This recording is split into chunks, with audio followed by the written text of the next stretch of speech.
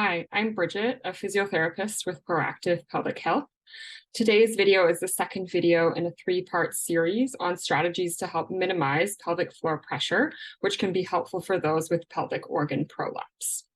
Today, the focus is on avoiding straining with bowel movements.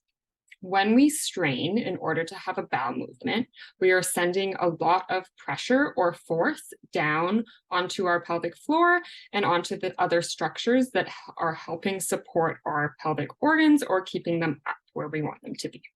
If we are repeatedly doing this, it can add up to a lot of strain on the system over time. So it's best to avoid straining as much as possible.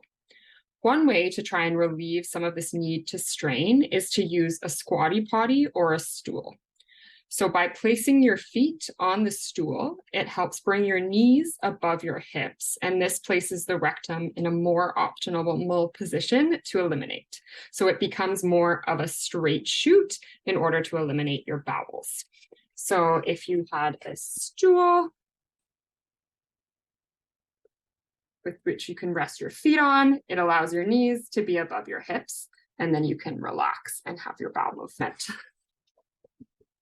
Another way to try and decrease the need for straining is to exhale while pushing, or to blow into a fist while you're pushing, like so.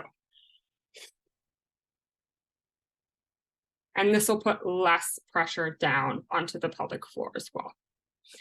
It can also be super important to try and address any underlying constipation, and then this will eliminate the need for straining overall.